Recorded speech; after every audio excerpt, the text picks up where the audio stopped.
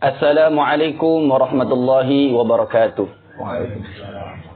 Alhamdulillah wassalatu wassalamu ala Rasulillah Sayyidina Muhammadin ibn Abdullah wa ala alihi wa sahbihi man wala wala haula wala quwwata illa billah.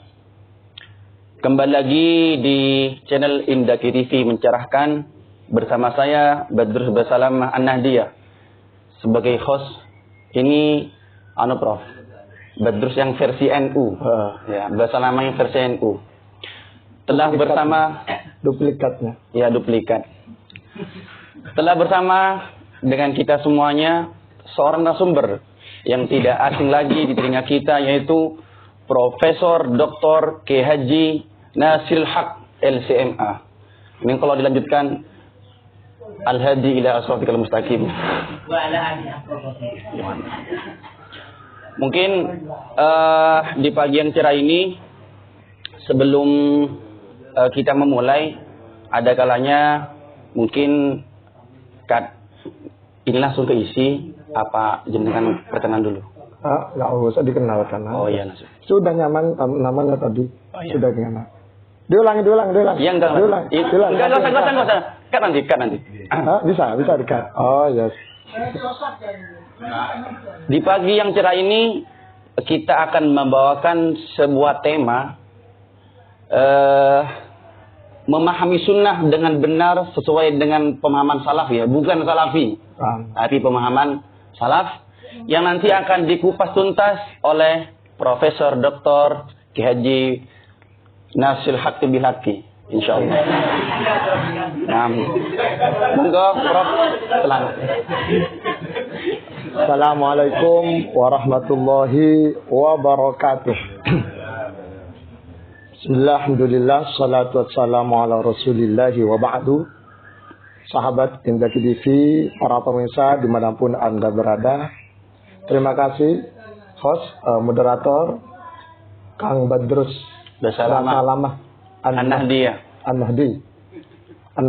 Ya, An-Nahdi. Al-Madurawi. Nawawi. Madurawi. Sahabat Indaki TV, pagi hari ini pagi apa siang? Pagi menjelang siang. Pagi hari ini kita alhamdulillah dipertemukan kembali di channel YouTube Indaki TV mencerahkan Al-Munawwir dalam keadaan sehat walafiat. Harapan kita berdua semua pemirsa dimanapun Anda berada selalu dalam lindungan dan diberi kesehatan oleh Allah. Amin ya rabbal alamin. Sebelum masuk materi, kita harus memahami terminologi salaf dengan salafi. Walaupun dua kata ini berasal dari dua akar kata yang sama, dari salafa, lawas, tetapi penggunaan dalam terminologi bahasa Indonesia, kata salaf dan salafi itu ada bedanya. Kalau salaf itu konotasinya pada generasi kedua sampai generasi ketiga. Jadi sahabat itu masuk kategori salaf. Tabi'in itu masuk generasi salaf. Tetapi bukan salafi. Kalau terminologi salafi itu biasa dipakai sebagai peralihan nama dari kelompok Wahabi yang saat ini sudah tidak mau dipanggil Wahabi. Bahkan baru-baru ini muncul di media massa pernyataan sekaligus bantahan Raja Salman mengatakan sekaligus bantahan terhadap tuduhan bahwa Arab Saudi adalah bukan Wahabi. Salmannya apa putra mahkotanya? Salmannya. Bukan Wahabi. Tetapi Arab Saudi komitmen terhadap metodologi yang dipakai oleh ulama salaf. Yang asli. Yang kemudian dipelintir oleh kelompok-kelompok yang Wahabi berubah nama menjadi Salafi.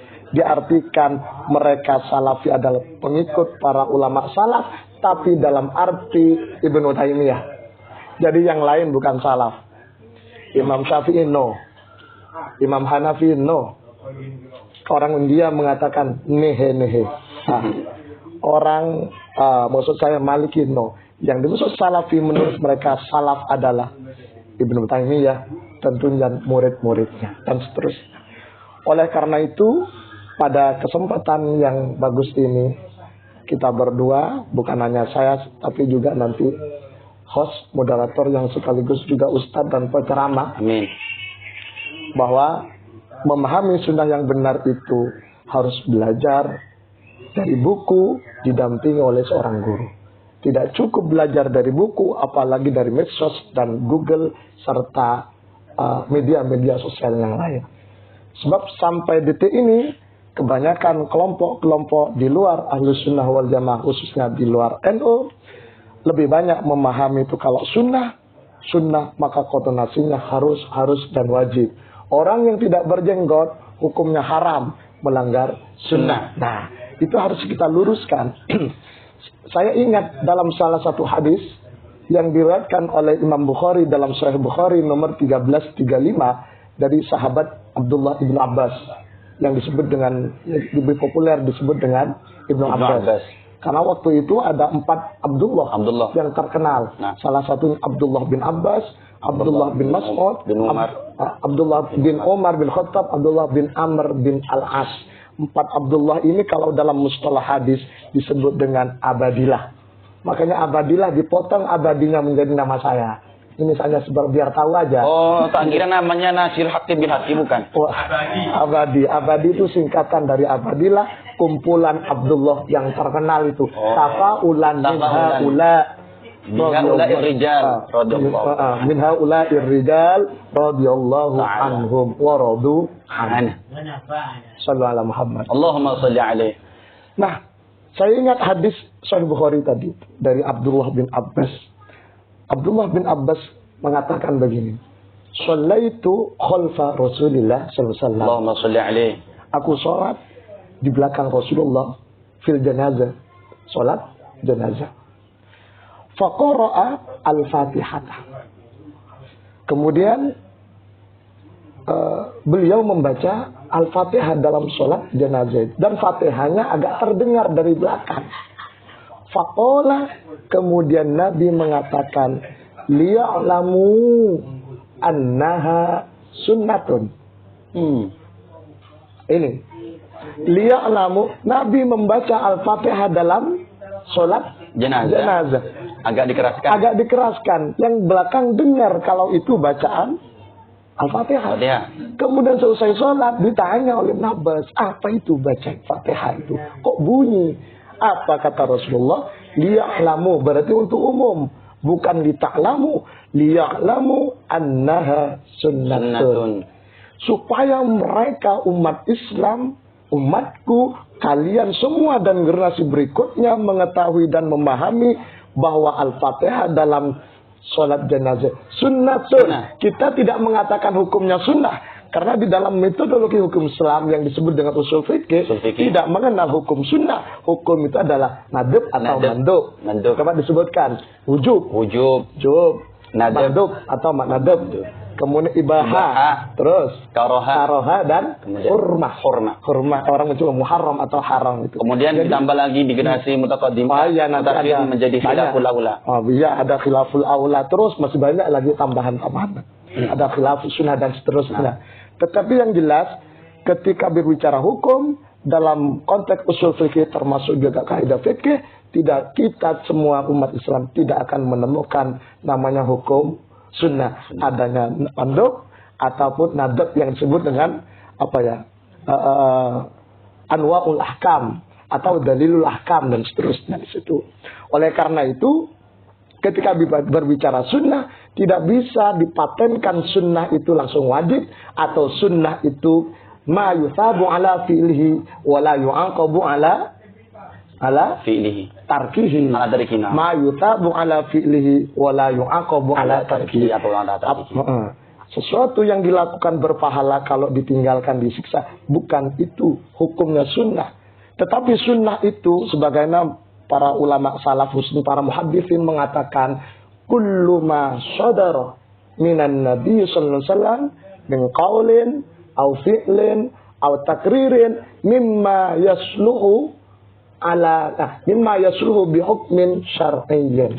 Oke, Prof, saya potong sebentar. Berarti sunnah itu bukan hukum taklifi. Bukan hukum taklifi. Betul. Melainkan suatu yang keluar dari Nabi. Baik itu ucapan, atau perbuatan, atau penetapan, atau pengakuan. That's right. Berarti sunnah itu bukan hukum, sehingga tidak bisa kemudian kata sunnah ini kita konotasikan lawan katanya sebagai bid'ah ataupun bukan. Nanti ada hukumnya sendiri kalau bicara bid'ah nanti. Bahkan tolak itu ada yang bid'ah. Kan begitu bid'ah wa sunni. Itu kan bid'ah. Nah. Bahkan penciptaan langit juga badi'us samawati juga bid'ah. Nah. Kita semua bid'ah. Maka oleh karena itu jangan sampai anti bid'ah. Sedikit Prof, untuk lebih jelas perlu mungkin panjenengan menjelaskan apakah sama mal farqu baina sunnah wal hadis. Soalnya tadi Anda menjelaskan bahwa sunnah itu sebagaimana kayaknya mirip dengan definisi hadis. Apakah sebenarnya berbeda atau sama? Jadi kalau hadis dalam arti yang khusus dalam arti yang khusus kan hadis dalam arti yang umum, dalam bahasa maksudnya. Dalam bahasa. Arti hadis dalam arti yang khusus dalam arti yang khusus hampir sama dengan kata sunnah. Kullu ma sadara min fi'lin min Nabi sallallahu alaihi wasallam min fi'lin au qaulin au takririn wa halum majara dan wahakada. Nah, tetapi kalau hadis, walaupun kata hadis itu tidak masuk dalam konteks pembahasan kali ini ya, gak apa-apa sedikit karena sudah dikeluarkan ya. Apalagi yang mengeluarkan moderator harus dijawab. Sebagai narasumber wajib hukumnya alias fardu ain untuk menjawab semua pertanyaan dari moderator. Nah, kalau hadis dalam arti yang umum, imma ayyakuna khobaron, wa imma ayyakuna atharon, wa imma ayyakuna aman. Li ammatin nas. Dalam arti yang luas. Jadi memang ada perbedaan antara hadis kemudian dengan sunnah. Dalam arti yang lebih spesifik ke letak perbedaan yang spesifik antara sunnah dan hadis. Kalau secara bahasa, kalau hadis dengan sunnah kan dalam arti yang khusus ya sama itu. Semua yang pernah diucapkan oleh Nabi itu namanya hadis. Yang dilakukan oleh contohkan Nabi hadis. Yang dilihat dan disetujui oleh Nabi hadis. Sahabat Bilal bin Rabah termasuk salah seorang atau salah seorang sahabat yang aktif istiqomah menunaikan sholat 2 rakaat ba'diyatal wudu. Nabi apakah melakukan? Tidak pernah. Tidak pernah, sahabat Indaki TV dimanapun Anda berada. Nabi tidak pernah melakukan sholat sunnah ba'dal wudu. Tapi Nabi menyetujui. Tuh. Dalam Sahih Bukhari apa Muslim ya, saya agak lupa. Ada seorang sahabat lapor pada Rasulullah. Sahabat kita itu qoblal maghrib sholat sunnah. Ya napa Rasulullah? Apa kata Rasulullah? Sallu qoblal maghrib. Sallu qoblal maghrib. Di dalam riwayat lain 3 kali. Sallu qoblal maghrib liman syaa'. Yang kemudian ditafsirkan oleh Ibnu Hajar al-Asqalani bahwa Nabi tidak pernah menunaikan dalam tafsirannya ya, syarahnya maksud saya, tidak pernah sholat sunnah qoblal maghrib, tapi beliau memerintahkan. Berarti termasuk hadis qauli. Hadis qauli. Kalau yang sebelumnya itu adalah yang Bilal bin Rabah hadis takriri. Takriri itu kesetujuan. Nabi diam itu sudah dianggap setuju. Balik ke materi. Terus. Oh, ya.